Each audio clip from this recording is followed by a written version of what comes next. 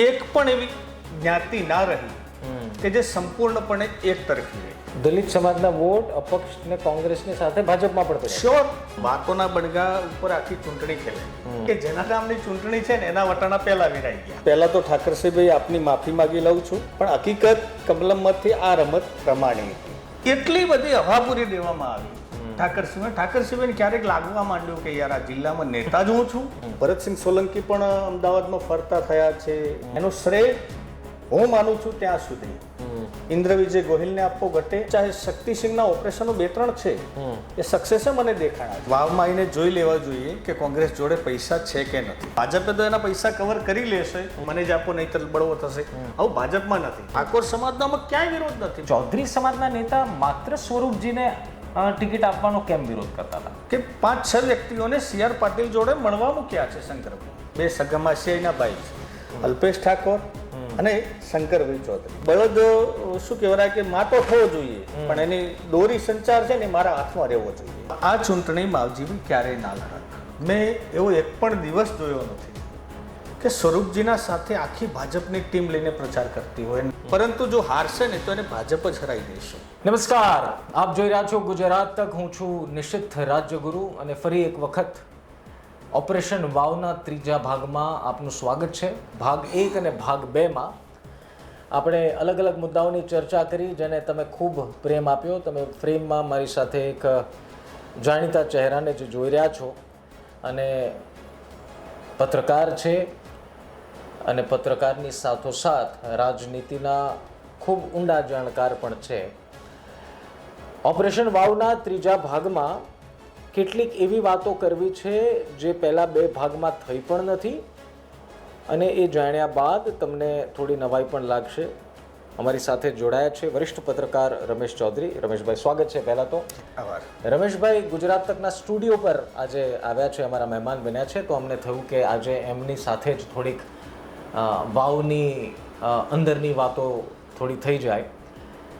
રમેશ ચૌધરી પાસેથી આપણે જાણીશું તો ખરી, એમને માણવાના પણ છે એટલા માટે કારણ કે રમેશ ચૌધરી પોતાના બેબાક બોલથી સમગ્ર બનાસકાંઠા અને ઉત્તર ગુજરાતમાં ખૂબ પ્રખ્યાત છે, અને ષડયંત્ર આ નામ સાથે આ નામથી પરિચિત જ હશો, અને એનાથી રમેશ ચૌધરી ઓળખાય છે. રમેશભાઈ, સૌથી પહેલો સવાલ, અમારી આ સિરીઝ છે ઓપરેશન વાવ, અને અમે નક્કી કર્યું છે કે 7 દિવસ અમે ઓપરેશન વાવ ચલાવીશું, અને 23 તારીખે પરિણામના આગલા દિવસે અને પછીના દિવસે અમે એક મેગા શોનું આયોજન કરી રહ્યા છીએ કે જેમાં સૌ કોઈ આપણા પત્રકાર મિત્રો હોય અને ધીરે ધીરે વાતોના ખુલાસા થાય. ત્રીજા ભાગની આજે શરૂઆત છે. પહેલો સવાલ બહુ નાનો સવાલ છે, પરંતુ તમારા મોઢેથી મારે એ સાંભળવું છે. આ ઇલેક્શનમાં રાજકીય પક્ષોએ કેટલા ઓપરેશન કર્યા છે જીત મેળવવા માટે? શું માનવું છે? નિશ્ચિત પહેલાં તો દર્શક મિત્રોનો, આપના દર્શક મિત્રોનો હું પણ આભાર માનું છું. આપનો આભાર કે મને અહીંયા આપે બોલાવ્યો. નિશ્ચિત સાચું બોલું ને તો રાજનીતિ એક ટેબલની રમત છે. આમ રેલીઓ કરવી ને દોડાદોડી કરવી, ઝંડા ઊંચા લઈને ફરવું, આ રમત નથી. તમે એક વસ્તુ નોટ કરો આખા ઇલેક્શનમાં, હવે શાંતિથી, અને ઘણા બધા આપણા દર્શક મિત્રો પણ આ વસ્તુ નોટ કરે કે રાજનીતિમાં સંપૂર્ણ રાજનીતિ જાતિવાદથી ચૂંટણી લડાઈ આપણે સ્વીકારી. કોઈ વિકાસનો મુદ્દો નહીં, કોઈ કામની ચર્ચા નહીં, ફક્ત ને ફક્ત જાતિવાદ. એ તો આપ જાણતા હશો. વિચારો કેવા કેવા ઓપરેશન થયા હશે કે 47 જ્ઞાતિઓ વાવમાં ઇલેક્શન કરી, એક પણ એવી જ્ઞાતિ ના રહી કે જે સંપૂર્ણપણે એક તરફી રહી. એક પણ નહીં. એક પણ નહીં. એટલે બધી ડિવાઈડ થઈ. વિચારો કે અંદરથી આમ કેટલી બધી ચૂંટણી લડાની જાતિવાદ. બરાબર. ઠાકોરની જો વાત આપણે કરતા હોઈએ તો સૌથી વધુ વોટ ઠાકોરોના હતા, એમના પોતાના ઉમેદવાર હતા, સામે જ્ઞાનીબેન પણ ઠાકોર હતા, એટલે સ્વાભાવિક છે કદાચ ત્યાં બંને બાજુ ભાગ પડે. સામે અપક્ષમાં ચૌધરી હતા તો ઠાકોરોના વોટ ચૌધરી પણ લઈ ગયા છે. બીજી વસ્તુ, રાજપૂતના ઉમેદવાર હતા ગુલાબસિંહ. રાજપૂત કોમ્યુનિટી આમે કોંગ્રેસની થોડીક ત્યાં એક બાજુ હોય છે, 90%. રાજપૂતોના વોટ પણ હું શ્યોરિટી સાથે કહું છું કે એવા હજારેક વોટ મને ખબર છે, 1000થી ઉપર, કે જે ભાજપને મળ્યા છે. શું વાત કરો? અને એ બે કોમ્યુનિટીના પણ એટલા ઝઘડા કે ક્યારે એકબીજા સામું જોવાનું પસંદ ન કરે, પરંતુ એમને વોટ પણ ત્યાં મળ્યા છે, એમના વોટ પણ ચૌધરીઓને મળ્યા છે. સામે ચૌધરીઓ એ પણ કટ્ટર છે, પોતાના જાત પ્રત્યે બધા વોટિંગ કરતા હોય છે, એમના વોટ પણ ભાજપને તો ચલો મળવાના હતા, આ વખતે કોંગ્રેસમાં પણ ગયા છે. અચ્છા, માવજીભાઈ હોવા છતાં દલિતોના વોટ, આપણે સર્વસામાન્ય એવી વસ્તુ હોય છે કે દલિતોના વોટ સંપૂર્ણપણે કોંગ્રેસના. હા હા. તો આ વખતે અપક્ષને તો મળવાના હતા, એ કદાચ ખબર જ હતી, એમાં પણ ભાજપે ભાગ પડાવ્યા. દલિત સમાજના વોટ અપક્ષ ને કોંગ્રેસની સાથે ભાજપમાં પણ પડ્યા. શ્યોર. તમે 23 તારીખે પરિણામ આવી જશે. હું ઘણા બધા, કારણ કે મારા જોડે માહિતી છે અને હું એ દિવસ પછી આપણે ખુલાસો કર. અત્યારે શું છે, આપણે ચૂંટણીના પરિણામ પહેલા જો ખુલાસા કરતા હોય તો પછી મહત્વ નહીં રહે. હા. એટલે આ ચૂંટણી જાતિવાદ ઉપર લડાણી, પણ જાતિ ક્યારેય કોઈની અત્યાર સુધી આ ચૂંટણીમાં એક નથી રહી. આ સૌથી મોટું ફેક્ટર આ ભલે ગમે પક્ષ દાવા કરે, બધા ભલે વાતો કરે, વાતોના બણગા ઉપર આખી ચૂંટણી ખેલાઈ ગઈ. મંત્રીમંડળ ત્યાં, વિકાસનું તો આપણે અલગ અલગ માધ્યમોથી આપે પણ કવર કરેલું છે. કોઈ કેતા કોઈ નામ શેષ કોઈ તત્વ નથી ત્યાં. અને છતાં પણ જે જાતિવાદના લઈને ચૂંટણી લડાણી, જાતિવાદ પણ ત્યાં આંખબંધ નથી રહ્યો. એટલે એવું કહી શકીએ કે જેના નામની ચૂંટણી છે ને એના વટાણા પહેલા વિરાઈ ગયા. ચૌધરી સમાજ અને ઠાકોર સમાજ ઉપર જ માત્ર વાતો થઈ અને થવી પણ જોઈએ, કારણ કે સૌથી મજબૂત વોટ બેંક આ બે સમાજમાંથી, આ બે કમ્યુનિટીમાંથી આવે છે. હવે આપ જો એમ કહેતા હોવ કે એક પણ સમાજ એવો નથી જે વન સાઇડેડ રહ્યો છે, બધામાં ડિવાઈડ થયો છે, તો એનો મતલબ શું દર્શકો એવું સમજે કે બધાએ ઓપરેશન કર્યા છે ને બધાના ઓપરેશન થોડા થોડા સફળ પણ થઈ ગયા છે? જો કેટલા સફળ થયા છે ને એ તો 23 તારીખે ખબર પડે, પણ કર્યા છે, બધાય કર્યા છે. ભાજપે પણ કર્યા છે, મેં પહેલા કીધું એમ કોંગ્રેસે કર્યા છે. હા, એક વાતમાં કોંગ્રેસને જશ એટલા માટે આપવો ઘટે કે આ ફેરે કોંગ્રેસના ઓપરેશનો, મતલબ એમને ઓપરેશનો કર્યા છે. પહેલી વાત તો આ નવાઈ લગાડવાની. હા, નથી કોંગ્રેસ ચૂંટણીમાં ઊંઘતી જડપાતી હોય, આ ફેરે જાગતી હતી. એટલે સામા પક્ષે કોંગ્રેસે પણ ઓપરેશન કર્યા છે, કોંગ્રેસે પણ ભાજપની કોર ટીમ જેને કહેવાય ને, કે જે આ વોટ મારા એકદમ કોર કોમ્યુનિટીના છે, એ પણ તોડવાનો પ્રયત્ન કર્યો છે અને ક્યાંક એમાં સફળ પણ રહી છે. અચ્છા, એવું કોઈ ઓપરેશન તમે શેર કરવા માંગતા હો? હું એવું નથી કહેતો કે તમે એવી વાતનો ખુલાસો કરો જે કદાચ કરવો યોગ્ય ન હોય, પરંતુ આપ સ્થાનીય છો અને આપ ઘણી બધી ગ્રાઉન્ડ પર ગયા છો અને દર્શકો જે અમારા જોડાય છે અમારી સાથે, એમની એવી ઈચ્છા હોય છે કે જે પણ પત્રકારો સાથે આપ વાતચીત કરો તો એમને અચૂક એવું પૂછો કે એક કોઈ એવી વાત કહો જે અમારા ગળે ઉતરી જાય. કારણ કે સામાન્ય રીતે તમે રમેશભાઈ જાણો છો કે પત્રકારો ઓપરેશનની વાત કરે એમાં કોઈ નવી વાત નથી. બધા પત્રકારો એવું જ કે મને કંઈક એક્સક્લુઝિવ ખબર છે, પણ એવું કંઈ એક્સક્લુઝિવ હોતું નથી. સાચી. એવી કોઈ વાત જે અમને શેર કરવા માંગતા હો? ઘણી બધી વાતો છે. આપ કોઈ પણ મુદ્દો લઈ લો કે ભાઈ ઠાકરસિંહ રબારી એ રબારી સમાજના આગેવાન હતા અને એમની વોટ બેંક એ કોંગ્રેસ તરફી ગણાતી હતી.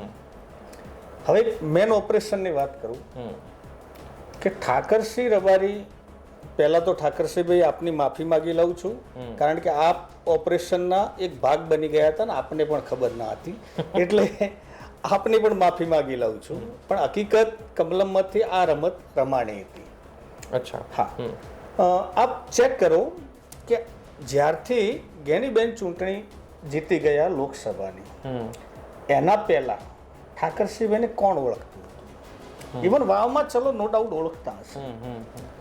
એના પછી ભાજપની એક ટીમ, શ્યોરિટી સાથે કહું છું કે મીડિયા પ્રાયોજિત આખી ટીમ હોય, એક મુદ્દો ઉપાડ્યો કે ગેનીબેનના સારથીઓ કોણ કે કેપી ગઢવી સાહેબ, ભાઈ ગુલાબસિંહ અને ઠાકરસિંહ, 3. કારણ કે ભાજપની જે કહેવાય ને કે ભાજપ એક એવી વસ્તુ છે કે 24.7 24x7 એક ગમે ત્યારે ઇલેક્શન મોડમાં હોય. અડધી રાતે ઉઠાડીને કહી દો ભાજપને કે આવતીકાલે ઇલેક્શન છે, એટલે ભાજપની ટીમ આખી તૈયાર થઈ જાય. કોંગ્રેસને ઇલેક્શન આવે એટલે એના 15 દિવસ પહેલા તૈયાર થાય, ઇલેક્શન પત્યા એટલે 15 દિવસ સુધી મૂડમાં રહીને પાછી ડાઉન થઈ જાય. ભાજપને એટલી ખબર ચોક્કસ પડી ગઈ હતી કે આ ભલે આપણે ચૂંટણી હાર્યા પરંતુ 6 મહિના બીજી ચૂંટણી આવવાની છે. પહેલાથી જ કોંગ્રેસમાં ભાગ પડાવી દેવા શું કરવું? તો એક સુવ્યવસ્થિત એવું નેટવર્ક આમને ગોઠવ્યું કે ઠાકરસિંહને એટલા મોટા ઉમેદવાર બનાવી દેવામાં આવ્યા કે ઠાકરસિંહને એવું લાગવા માંડ્યું કે ટિકિટ મને મળવી છે. યસ, એકચ્યુઅલી આ નહોતું. અચ્છા, એવું ના ના ના, ગ્રાઉન્ડ પર એવી વાત જ નથી. ના બિલકુલ નહીં. ભાજપના ઘણા બધા નેતાઓને મળ્યો છું, મીડિયાના પણ માણસોને ઓળખું છું અને બંને ચર્ચા પણ થઈ છે મારે તો. ને હું કહેતો કે આ તમે ખોટી, પણ કે એમની એક શું કહેવાય કે એમની પોલિસી છે ડિવાઈડ એન્ડ રૂલ. એટલી બધી હવાપુરી દેવામાં આવી ઠાકરસિંહને ક્યારેક લાગવા માંડ્યું કે યાર આ જિલ્લામાં નેતા જ હું છું, મને જ ટિકિટ મળવાની છે અને જો મને ના મળે તો મારી સમાજ મારા સાથે રહી અને કોંગ્રેસને ખેલ પાડી દેશે. આ પહેલું ફેક્ટર આ કોઈએ ધ્યાનમાં ના લીધું. નિશ્ચિત આ વિચારવા ચૂંટણીમાં અત્યારે શું છે કે આપણે ભલે વાતો કરી શકતા હોય, ઘણાને ખોટું લાગશે, પણ આ સત્ય છે. આ ખેલ તમે મીડિયાના પણ સમાચાર જોઈ લો, લોકસભાના પહેલા આપના સમાચાર જોઈ લો, એમની કોમ્યુનિટીને લાગવા માંડે. અચાનકથી ઠાકરસિંહની નારાજગી સામે આવી ગઈ. યસ, અને હવે એક નિશિતભાઈ આપને પણ કાલ કોઈ કે ઇન્ડિયા ટુડેના આપને હેડ બનાવી દેવાના છે, બરાબર? આપણને ખબર છે કે આપણે ત્યાં સુધી હજુ થોડોક સમય માગશે, પરંતુ કાલથી કોઈ એવા સમાચાર આવવા મળે આખા દેશમાં કે નિશિતભાઈ ઇન્ડિયાના હેડ બને છે અને અચાનક જ પછી આપના જોડે છે કે નહીં આપ નહીં બીજા ભાઈને બનાવવાના છે, એટલે આપણે થોડોક તો ખોટું લાગે ને. આ એક રમતનો ભાગ હતી. અને તો એનો મતલબ એવો થયો રમેશભાઈ કે આ રમતનો ભાગ અજાણતા પણ ઠાકરસિંહ બની ગયા. તો હવે આવનારા સમયમાં કંઈક નવા જૂની પણ થઈ જાય કે પછી ઠાકરસિંહભાઈને 2027ની લોલીપોપ આપી દીધી છે? જો જ્ઞાનીબેને ઘણા બધા એવું કહે છે મિત્રો મીડિયાના પણ કે ભાઈ જ્ઞાનીબેને જે આપણે ટોન માર્યો હતો કે આ ખેતર કોઈને ભાડે નથી આપેલું. ઘણા બધા એમ કે છે જ્ઞાનીબેન ત્યાંથી ચૂંટણી લડે છે. ના, એક જાતનું આ એક આશ્વાસન હતું ઠાકરસિંહને અને ચોક્કસ કદાચ જો ત્યાં કોંગ્રેસમાં જ સ્થાયી રહે તો એમને લગભગ મારી ગણતરી મુજબ આવનારી ચૂંટણીમાં કોંગ્રેસ ત્યાંથી પ્રમોટ કરી શકે છે. પરંતુ આજે રીસામણા મનામણા અને ઠાકરસિંહ બી મનાઈ જાય, એ નાના વ્યક્તિ નથી એ પણ, પરંતુ સમાજની કોમ્યુનિટીને ક્યાંક તો અંદર એક મમરો તો મુકાઈ જ જાય. તમે એક શબ્દ બોલ્યા હમણાં, કદાચ જો ઠાકરસિંહભાઈ કોંગ્રેસમાં રહે તો ના નિશ્ચિત આના પ્રત્યાઘાતો એવા ના પડવા જોઈએ અને આપણે એવું ક્યારેય નહીં વિચારીએ. જો હું એવું બિલકુલ આ ઇન્ટરવ્યુ થકી નથી ઈચ્છતો કે કોઈ ગોસિપ જાય, હે ને? અમે પત્રકારો છીએ અને પત્રકારો વચ્ચે એક પત્રકાર તરીકેની જ વાત છે, હસી મજાકની વાત અલગ છે. બીજો સવાલ, એક જ્યારે કોંગ્રેસની જ વાત નીકળી છે, ઓપરેશનની વાત નીકળી છે, ઘણા બધા ચહેરાઓ આપણે આ પ્રચાર દરમિયાન કોંગ્રેસના વરિષ્ઠ ચહેરાઓ જોયા. એક ચહેરો જે મેં જોયો એ છે ઇન્દ્ર વિજયસિંહ ગોહિલ. હવે ઇન્દ્ર વિજયસિંહનું ગુલાબસિંહ સાથે કનેક્શન જૂનું છે, કારણ કે યુથ કોંગ્રેસમાં હતા, એને સિવાયના પ્રમુખ રહી ચૂક્યા છે ઇન્દ્ર વિજયસિંહ ગોહિલ અને કદાવર નેતા છે. યુથની જ્યારે વાત આવે અને કોંગ્રેસ ગુજરાતની વાત આવે, પરંતુ આટલા એક્ટિવ ઇન્દ્ર વિજયસિંહને મેં કદાચ બાકી ચૂંટણીમાં મેં વ્યક્તિગત રીતે નહીં જોયો હોય, કદાચ તમે જોયો હોય, બાકી મિત્રોએ પણ જોયા હશે. પણ ગુલાબસિંહ માટે ઇન્દ્ર વિજયસિંહની મહેનત, અથવા તો કહું ગુલાબસિંહ માટે ઇન્દ્ર વિજયસિંહે વાવમાં પાર પાડેલા ઓપરેશન્સ, એના વિશે હું કહું છું. નિશ્ચિત સત્ય આ હતું કે ઘણા બધાની આખા ગુજરાતની આપણે વાત કરતા હોઈએ ને ત્યારે કોઈની નજર આ વ્યક્તિ ઉપર નહોતી. અને કદાચ આપના દ્વારા જ મેં એક વખત વાત કરી હતી ઇન્દ્ર વિજય ગોહિલની કે આ વ્યક્તિ એક્ટિવ છે અને મારી બહુ ડીપથી એના ઉપર પકડ છેલ્લા 2-3 મહિનાથી હું બધા ટોટલી સર્ચ કરી રહ્યો હતો. કોંગ્રેસમાં પણ ભરતસિંહ સોલંકી પણ અમદાવાદમાં ફરતા થયા છે, મારી નજર હતી ત્યાં. હું ચોક્કસ એવું માનું છું કે વ્યક્તિમાં કંઈક છે. કોંગ્રેસમાં ઠીક છે જાતિવાદીના પણ સમીકરણો ત્યાં પણ હોય છે, ઠીક છે, પણ આખી ચૂંટણી કોંગ્રેસ જે મેદાન ઉપર ભાજપને લાવવાનું ટ્રાય કરતી હતી, ભાજપ જે મેદાન ઉપર કોંગ્રેસને લઈ જવાનો ટ્રાય કરતી હતી, એમાં કોંગ્રેસ સફળ રહી અને એનું શ્રેય હું માનું છું ત્યાં સુધી ઇન્દ્ર વિજય ગોહિલને આપવો ઘટે અને એની ટીમને આપવો ઘટે. ચોક્કસ એટલી બુદ્ધિથી આ બધા લડ્યા છે ને એમની આખી એક્ટિવ. હવે એક વસ્તુ વિચારો તમે કે એબીવીપી આપણે બીજેપીનું વિદ્યાર્થી સંગઠન, યુથ, બરાબર, યુથ વાળા છે, આ બધા સંપૂર્ણ નિષ્ક્રિય હતા.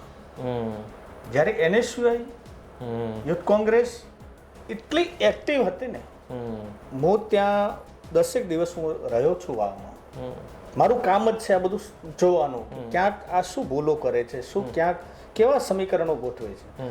પણ જેવી રીતે આપણે એક વખતે પણ ચર્ચા થઈ હતી કે ભાજપના કાર્યાલયમાં જઈને ગુલાબ આપવો, સાહેબ આ મોટો મેસેજ છે. મોટો મેસેજ છે. હા, આટલી બુદ્ધિ આ NSUIની હોય એવું તો માનું છું, પણ આ ડીપથી જેને સંશોધન કરતા હોય ને એ આ ભેજું 1000% સમાચાર એમને ત્યાંથી જ આવ્યા હોવા જોઈએ. એટલે મતલબ એ આખી ટીમ એક્ટિવ હતી. ચાહે એમના મહત્વાકાંક્ષા એમની હોય એ પણ કદાચ આપણે નેક્સ્ટ વિડીયોમાં ચર્ચા કરશું, પણ આ ચોક્કસ એ ટીમ આખી એક્ટિવ હતી અને એના જ પરિણામે જો ગુલાબસિંહની જીત થાય તો એના પરિણામે થાય એવું મારે. એટલે જીત થાય તો વધુ શ્રેય ઇન્દ્ર વિજયસિંહને આપવો જોઈએ ચોક્કસ. કારણ કે કોંગ્રેસને હું વર્ષોથી જાણું છું ને ગામડાના અંદર કોંગ્રેસ થોડી ઘણી કદાચ એક્ટિવ હોય, પણ અમુક જે રમતોના ભાગ દર વખતે કોંગ્રેસ બની જતી હતી, જેવી રીતે આપણે હરિયાણામાં જોયું છે કે જલેબી બનાવી કોને અને ખાધી કોને. હા, એ અત્યારે ભાગ ના બનતા. અચ્છા, એવી વાત તમે એ વાત સાથે કેટલા સહમત છો રમેશભાઈ કે અત્યાર સુધી વાવ કોંગ્રેસમાં, એસ્પેશિયલી બનાસકાંઠા કોંગ્રેસમાં જે કંઈ પણ થતું હતું, ઇન્ટરનલી વાત કરું છું, એ વાતનો ખુલાસો નહીં કરું કે શું થતું, પણ તમને પણ ખબર છે હું ક્યાં ઇશારો કરું છું. ઇન્ટરનલી જે પણ ડિસ્પ્યુટ થતા હતા, ચલો એક મુદ્દો આગળ વધી જાઉં, એ ડિસ્પ્યુટ આ વખતે બિલકુલ ન દેખાણા, એક ટીમ વર્ક દેખાણો. એની પાછળનું શું કારણ, એની પાછળનું કયું ઓપરેશન હાઈકમાન્ડે પાર પાડ્યું કે બધા એક સ્ટેજ ઉપર, બધા કોઈ ગોસિપ વગર, કોઈ બીજી આડી લાઈનની વાત કર્યા વગર એક જ ધ્યાન ઉપર કેન્દ્રિત હતા કે ગુલાબસિંહ માટે મહેનત કરવાની છે. આવું કઈ રીતે શક્ય બન્યું? એટલા માટે કારણ કે કોંગ્રેસના આંતરિક વિખવાદ બહાર ન આવે એ કદાચ હું માનું છું કે લોકો માટે પણ નવાઈ હશે, કારણ કે વાવમાં ભૂતકાળમાં થઈ ચૂક્યું છે. તો એની પાછળ આપને શું લાગે છે હાઈકમાન્ડનું કયું એ ઓપરેશન હશે, કઈ એ નસ દબી દીધી કે જેના કારણે બધા સીધી લાઈન પર ચાલે છે? નસ કરતા આપણે એવું કહી શકીએ કે કોંગ્રેસમાં એક ભવિષ્ય દેખાણું છે, જે રાજનીતિ કરવા માટે જે યુવાનો જઈ રહ્યા છે ને એમને, કે આપણે જીતી શકીએ છીએ લોકસભાની છેલ્લા 2 ટર્મથી ભાજપ 26-26 લઈ જતું. આ ફેરે બનાસકાંઠા એ પરિણામ ઉલટું આપ્યું, એટલે એક આશા જગાડી કે આ સંત્રી તંત્રી મંત્રી બધું જ ભાજપ જોડે હોય છતાં આપણે જીતી શકીએ છીએ. એટલે જે યુથની આખી ટીમ, એમનું જે મેનેજમેન્ટ હતું ને, એમાં પહેલી તો એમના જે ઉપરલી હાઈકમાન્ડ દ્વારા જો કોઈ દાબ ભરવામાં આવ્યો એ અગત્યનું નથી, પરંતુ એક આશા, એ સૌથી મોટી અસર એ આશાએ કરી છે. અને બીજું આખું ઓપરેશન જેવી રીતે આપણે ગુલાબસિંહનું જોઈ શકીએ છીએ કે ગુલાબસિંહનું ટોટલી હેન્ડલિંગ આખી ચૂંટણીનું પાછલા બારણેથી ઇન્દ્ર વિજય ગોહિલે કરેલું છે. ભલે એ વ્યક્તિ ચિત્રમાં દેખાણો નથી કે, પણ કર્યું છે અને એ સચોટ છે. બરાબર. તો ટોટલી હાઈ કમાન્ડ, ચાહે શક્તિસિંહના ઓપરેશનો 2-3 છે એ સક્સેસે મને દેખાણા છે, પણ શક્તિસિંહ કરતા પણ જો મારી દ્રષ્ટિએ શ્રેય આપવો પડે ને તો આ વ્યક્તિને ચોક્કસ આપવો ઘટે. કારણ કે આટલા યુથ તમે ભેગું કરીને ત્યાં એને એક્ટિવ રાખો અને બધું એક તાંતણે કરવું, એ થોડીક નવાઈની વાત હતી. અચ્છા, એક જે જનતાના મનમાં હંમેશા ચૂંટણી પછી રમેશભાઈ સવાલ હોય છે, રાજકીય પક્ષો આ વખતે વાવમાં રૂપિયા કેટલા ખર્ચ્યા છે? આમ તો આંકડો કોઈ ક્યારેય ફિક્સ સામે આવતો નથી અને ઓફિશિયલ આંકડાથી અનઓફિશિયલ આંકડાને કોઈ લેવા દેવા, પણ એક અંદાજ પ્રમાણે આપનું શું માનવું છે, શું આ ઓપરેશન પાર પાડવાની લાઈમાં રૂપિયાનું પાણી કર્યું છે? અઢળક રૂપિયા વપરાયા છે વાવમાં? ભલે વાવમાં વિકાસની પાછળ રૂપિયા નથી વપરાતા, એ તો દેખાય છે ચોક્કસ, પણ આ જીત મેળવવા માટે રૂપિયાનું પાણી થયું છે રાજકીય પક્ષો દ્વારા? હું કોઈ એક પક્ષની વાત નથી કરતો, એક જનરિક વાત છે.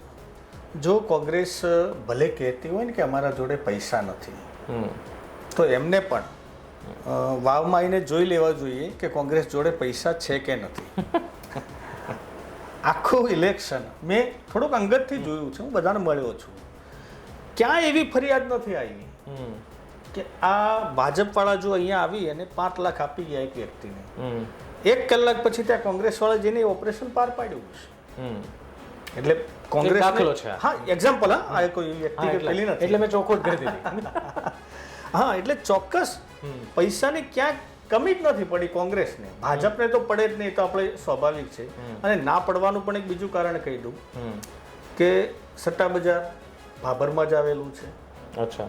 અને હજુ સુધી જે નેરેટિવ માઇન્ડ, આ મારી દ્રષ્ટિની હોય, મારી દ્રષ્ટિકોણ આ છે, એ સાચું ખોટાની આપણે એની ખબર નથી, પુષ્ટિ નથી આપણી પાસે. પણ જો ભાજપ હારી જતું હોય અને 15,000થી ઉપરની લીડથી હારી જતું હોય તો હારે ના હારે એ પણ અલગ વસ્તુ છે.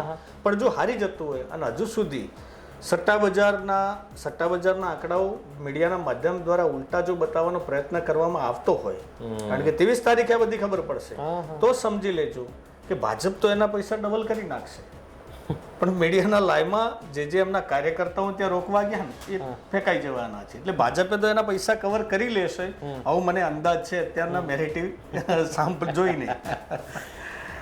રમેશભાઈ, ચૌધરી સમાજની વાત કરીએ. હાજી, માવજી પટેલ ગેમ ચેન્જર સાબિત થઈ રહ્યા છે. ચોક્કસ. અને 23 તારીખે પરિણામમાં સૌ કોઈને એવું લાગે છે કે માવજી પટેલ આખી બાજી પલટી નાખી છે, અને એ આપણે જોયું પણ છે ગ્રાઉન્ડ પર.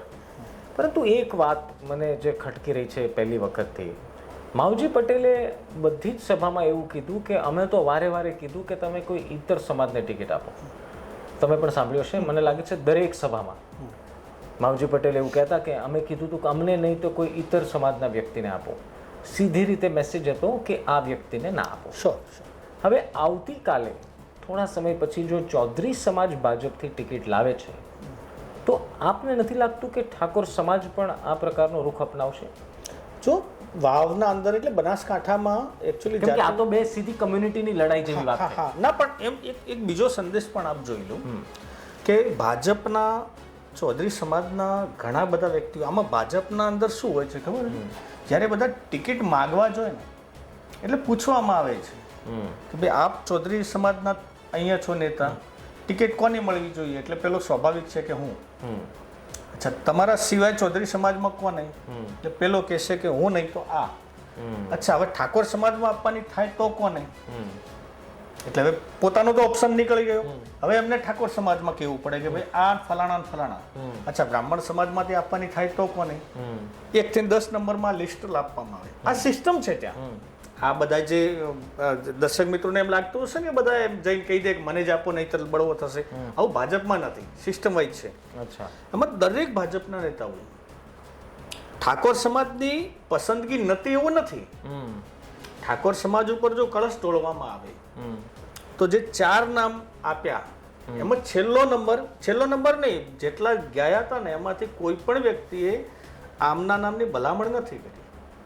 તેમ છતાં અમને ટિકિટ આપી. તેમ છતાં આપી એટલે વિરોધ છે. ઠાકોર સમાજનામાં ક્યાંય વિરોધ નથી. બધાની ભાઈ પીરાજી ઠાકોરને આપવા બધા તૈયાર હતા, બરાબર. હા ભાઈ, એક મુકેશ ઠાકોર હતા, એમના માટે હતું. પછી ખેમાજી, હા આ ખેમાજી ઠાકોર એમના માટે પણ હતું. તો સવાલ લોકોને પણ થતો હશે અને કદાચ તમને ને મને વ્યક્તિગત રીતે જ્યારે હું આવ્યો ને ત્યારે જ્યારે આ એક લોજિક સાંભળ્યું કે આવી એક વાત હતી, ઇવન આપણે 1-2 વ્યક્તિને સાથે મળવા ગયા હતા જે મોટા વ્યક્તિ છે, એમણે પણ આ કીધું હતું કે જો ઠાકોર સમાજનો વિરોધ નથી ચૌધરી સમાજ દ્વારા, ચૌધરી સમાજના નેતા દ્વારા, તો પછી સ્વરૂપજીનો જ વિરોધ કેમ? એવું તો શું ભૂતકાળમાં કંઈ ઘટ્યું છે અથવા તો સ્વરૂપજીએ કંઈ કર્યું છે? કારણ કે હું સ્વરૂપજીને મળ્યો છું તો મારી પહેલી મુલાકાતનો દ્રષ્ટિકોણ એવો છે કે શાલીન માણસ અને રાજનીતિ માટે બનેલો તો નથી. જે ટેબલની ઉપરની રમત જે આપણે શરૂઆતમાં વાત કરી એની માટે કદાચ નથી બન્યો. કદાચ શાલીન માણસ પણ પંકાયેલો રાજનેતા હોઈ શકે, પણ આ તો મારો દ્રષ્ટિકોણ છે. તો પછી હવે સ્વરૂપજીનો આવો સ્વભાવ હોવા છતાં ચૌધરી સમાજના નેતા માત્ર સ્વરૂપજીને ટિકિટ આપવાનો કેમ વિરોધ કરતા હતા? ચૌધરી, પહેલી વાત તો ખુલાસો કરી દઈએ નિશિતભાઈ કે ચૌધરી સમાજના ને જે 50 જણાએ સેન્સમાં ભાગ એની વાત છે, બધા જ ભાજપના નેતા, સમાજના નેતા નહીં.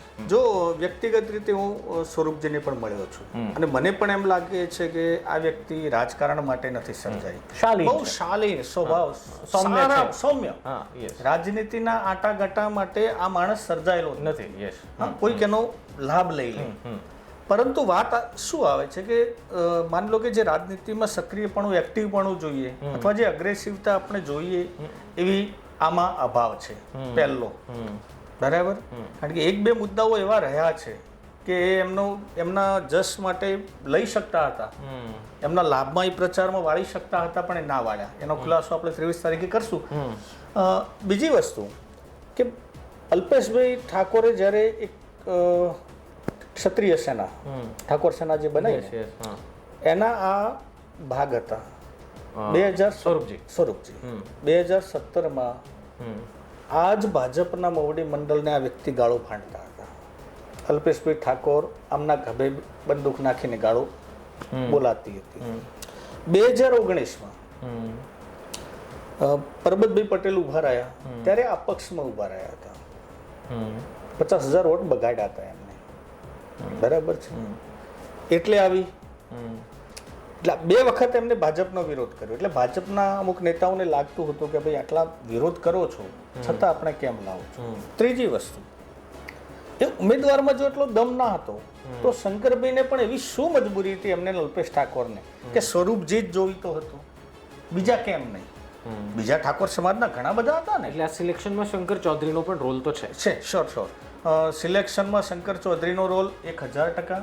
કારણ કે આમ શું છે કે એમને બધાને એવું બતાવવાનો પ્રયત્ન કર્યો કે હું આમાં ક્યાં ઇન્ટરફેર નહીં. હા, કેમ કે મેં એટલા માટે જ આ સવાલ પૂછ્યો. હા, પરંતુ એમને એ જ શંકર ચૌધરીએ બીજા 5-6, હું નામ સાથે અત્યારે નહીં કહું, રિઝલ્ટની આપણે વેટ જોઈશું, કે 5-6 વ્યક્તિઓને CR પાટીલ જોડે મળવા મૂક્યા છે શંકરભાઈ કે ભાઈ આપ જાઓ ને ત્યાં જઈને નામ સ્વરૂપજીનું લેજો, મારું નામ ના આવવું જોઈએ. આ ઓપરેશનો થયા છે. ઓકે. હા, એટલા માટે સ્વરૂપજીનો વિરોધ આટલા માટે વધ્યો કે મજબૂરી શું, શંકર ચૌધરીને શું મજબૂરી હોય, ઠાકોર સમાજના બીજાને આપો ને. અને એ વાતમાં બધા તૈયાર હતા.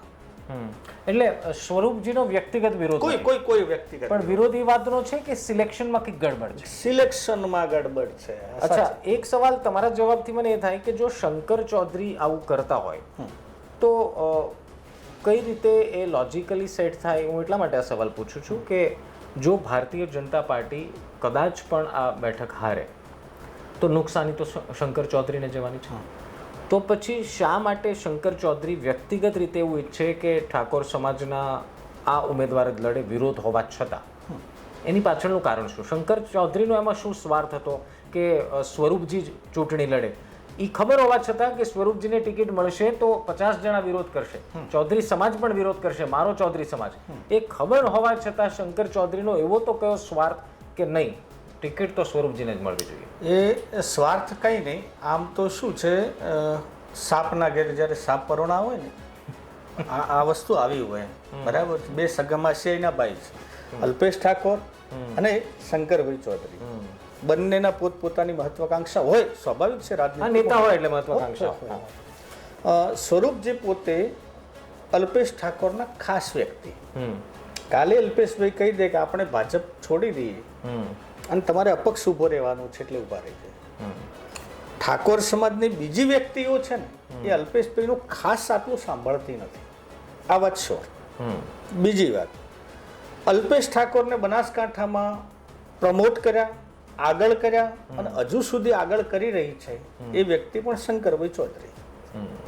પાછલા બારણેથી એ જ સપોર્ટ કરે છે. અલ્પેશભાઈ ઠાકોર ક્યાંના ગાંધીનગરની સીટથી લડ્યા, રાધનપુરથી હારી ગયા, એમને ક્યાં ઉત્તર ગુજરાતમાં બનાસકાંઠામાં એમનો પગ પેસારો? એમનું સંગઠન મોટું કોને કર્યું ભાઈ? વચમાં આટલા બધા જિલ્લા આવે છે, ક્યાં ઠાકોર સમાજની મેજોરિટી નથી, વિરમગામમાં નથી ખુદમાં.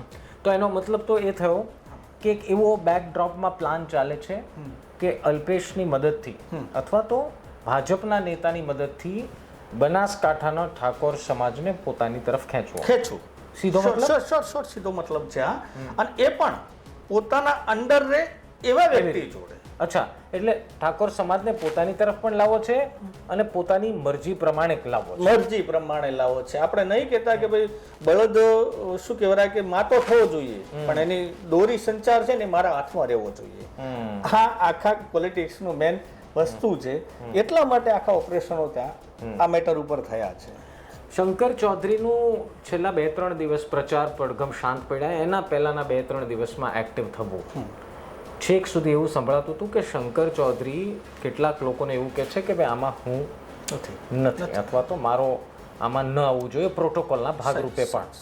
પણ માવજી પટેલની સભાઓ જે મેં પણ 2-3 જોઈ અને એ બાદથી શંકર ચૌધરીની અચાનક પ્રચારમાં એન્ટ્રી થવી મજબૂરી કે પછી શાખ બચાવવાનો પ્રયાસ? બંને કહી શકો ને. કારણ કે ટિકિટ કોણ લાવ્યું? હવે તો જિલ્લામાં જગ જાહેર છે, ઉપર પણ જગ જાહેર છે, સંસદની પણ બધાના સામે લડી અને રેખાબેનની ટિકિટ અપાવી તો શંકરભાઈ અપાવી, પરિણામ ના લાવી શક્યા. આ વખતે એડી ચોટીનું જોર લગાવીને સ્વરૂપજીના ટિકિટ અપાવી. બીજો કોઈ ઠાકોર ઉમેદવાર હોય તો જીતી જાત, તો ચૌધરીઓ આટલા વિરોધ પણ ના કરે. બીજું કે આ શંકરભાઈ માની લો કે અત્યારે આ શાક ના બચાવી શકે અને શંકરભાઈ ઓસ્ટ્રેલિયાના પ્રવાસે જતા રહ્યા હોત, ઓસ્ટ્રેલિયા જવાના હતા હા જવાના હતા, શ્યોર હતી, ત્યાં જતા રહ્યા હોત તો પણ સુડી વચ્ચે સોપારી કે ભાગી ગયા, ભાગી ગયા નહીં તો એમ થોત કે સામે અપક્ષમાં ચૌધરી સમાજના ઉમેદવાર ઊભા છે તો શંકરભાઈ એને જીતાડવા માટે અહીંથી ભાગી ગયા. તો પક્ષમાં ખોટું લાગે, ખોટો લાગો નહીં, ઠાકોરને પણ એમ લાગો કે શંકરભાઈ અમારા સાથે નથી. એટલે શંકરભાઈને તો જેમ માવજીભાઈએ પહેલા તો એમને એમ જ હતું કે માવજીભાઈને આપણે કોઈ પણ કારણોસર એને બેસાડી દઈશું, વિરોધ શાંત થશે. જ્યારે આ ના બેઠા ને એટલે એમને સુડી વચ્ચે એક ધર્મ સંકટમાં આવી ગયા. એક બાજુ તરફ પક્ષ છે, એક તરફ સમાજ છે, હા સમાજ છે, અને ત્રીજી તરફ ખુદનો વર્ચસ્વ છે. હા જો હારી જાય તો ત્રીજી વખતે પાછું પોતાની તો નામોશી થાય કે ભાઈ આપ જે ટિકિટ લઈને આવો છો એ તો વ્યક્તિ અહીંયા હારી જાય છે. એટલા માટે મજબૂરી ગણો, પોતાનું શાખ બચાવવાનો પ્રયત્ન કરો, અથવા પોતાનું, હું તો એમ કહું છું કે રાજકીય અસ્તિત્વ બચાવવા માટે એમને એક પદ જતું કર્યું, ગરિમા જતી કરી આખા આપણે અધ્યક્ષની, એ પરંપરા તોડી એટલા માટે કે આપણે જીવતા રહેવું છે. એક ચર્ચાઓ છેક સુધી એવી પણ થઈ, અને મને લાગે છે વોટિંગ પછી આ વધારે ચર્ચાઓ થઈ, કે માવજી પટેલને ડેરીમાં આવવું છે અથવા તો ડેરી જોઈએ છે, અને બીજી તરફ શંકર ચૌધરી ડેરી છોડવા તૈયાર નથી. સીધી રીતે રમેશભાઈ વાત તો એવી થઈ ને કે આજે આપણે બંને એક જ સમાજમાંથી આવતા હોય અને સામસામા લડીએ તો એનો એક લાઈનની વાત જે અભણ ભોળી પ્રજાને પણ ખબર પડે કે આ સમાજમાં ફાટા પડશે. તો આપને નથી લાગતું કે આ મોટી નુકસાની છે ચૌધરી સમાજ માટે, જેના કારણે આવનારા સમયમાં જે વર્ચસ્વ ચૌધરી સમાજનું આપણે જોઈએ છીએ એમાં ફાટા પડી જશે? આમાં નિશ્ચિત એવું હોય છે, સહકારી માળખાની ચૂંટણીની લડવાની રીત અલગ, બરોબર છે, સરકારીની અલગ, બરાબર. માવજીભાઈને ડેરીના ઇસ્યુ નથી, એ છેલ્લા ઘણા વર્ષોથી, સૌથી વધારે કદાચ બનાસ બેંકમાં ઘણા લાંબા સમયથી જે ડિરેક્ટર પદ ભોગવતા હોય તે માવજીભાઈ છે. એટલે સ્વાભાવિક છે કે એમને એના ચેરમેન બનવાની ઈચ્છા હતી, ડેરીની નહીં, બનાસ બેંકના ચેરમેન બનવાની ઈચ્છા હતી. અને રાજનીતિમાં હું ઘણી વખત કહું છું ને કે જો મહત્વાકાંક્ષા ના હોય તો આ જગ્યા આપના માટે ખોટી છે. એટલે એમને ત્યાં આવવું હતું. એ આમાં ભાજપ કરે છે શું પેલું નહીં કહેતા કે ગાજર લટકાડેલું રાખવાનું, હા ત્યાં તમે એના અંડરમાં રહેશો, એના સરેન્ડરમાં થઈને રહેશો, યા થોડીક લોભની લાલચની આશા હોય. આ એમને આ ઇલેક્શનમાં ખાલી માવજીભાઈને પણ એટલું જ કહેવાવું હતું, જો ભાજપે એમને તૈયાર કરી દીધા હોત ને કે આપને બનાસ બેંકના ચેરમેન બનાવી દઈશું તો આ ચૂંટણી માવજીભાઈ ક્યારેય ના લડત. બસ એક જ વાત, આ 100 વાતની એક વાત.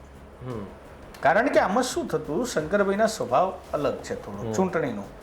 આમાં દરેકને કહેતા ફરતા હોય કે ભાઈ, અને જે માન લો કે નાનો કાર્યકર્તા કે નાનો નેતા હોય એ સામે બીજા કાર્યકર્તાને અથવા બીજા મોટા નેતાને પોતાની માગણી કહેતો હોય. દરેકની ઈચ્છા હોય કે ટિકિટ સાહેબ મારે જોઈએ છે, કોઈને બેંકમાં જોઈએ છે, મારે ડેરી લડવી છે. શંકરભાઈએ દરેકને આશ્વાસન આપ્યા, હા તારું પાકું, તારું પાકું, તારું પાકું, તને હું અપાઈ દઈશ. બીજા તો બધા બેસી ગયા, માવજીભાઈ રહી ગયા. મને માવજીભાઈના તમે છેલ્લો એમનો ઇતિહાસ, કારણ કે મેં કીધું ને કે તમારો મારો જન્મ નતો ત્યારના ઇલેક્શનમાં છે. અને આવી પીઢ વ્યક્તિને થોડુંક મનદુખ થાય, પોતાની જાત ઉપર લાગી આવે ને, એટલા માટે આ કારણ કે જો એમને બેંક આપી દીધી હોત તો આ વાત જ નહોતી, તો આ વાત જ નહોતી. અને સહકારી માળખામાં જ્યારે મેન્ડેટની સિસ્ટમ આવી છે ને, આ ભડકા ત્યારથી થાય છે. છેલ્લો સવાલ અને થોડો રસપ્રદ પણ છે. એ ચર્ચા મેં ખૂબ સાંભળી સ્થાનિક પત્રકારોથી કે બનાસકાંઠાના કોઈ પણ ભાગમાં જો ભાજપ હારે તો એની પાછળ ભાજપ જ હોય. સ્વરૂપજીનું એકલા પ્રચારમાં દેખાવું, ભાજપની કોર વોટ બેંક ન હોવા છતાં બહાર રહેલા મતદારોને મતદાન માટે લાવવા, જે મને લાગે છે આપની સાથે જ મારી ટેલિફોનિક વાતચીત થઈ હતી. આ બધું શું સૂચવે છે? એક તો તમે ઝઘડીને સમાજને નારાજ કરીને, ભાજપના નેતાને નારાજ કરીને સ્વરૂપજીને ટિકિટ આપી. બીજી સાઈડથી તમે એટલી મહેનત નથી કરતા જે બાકી ચૂંટણીમાં તમે કરી છે, આવું પ્રતીત થઈ રહ્યું છે.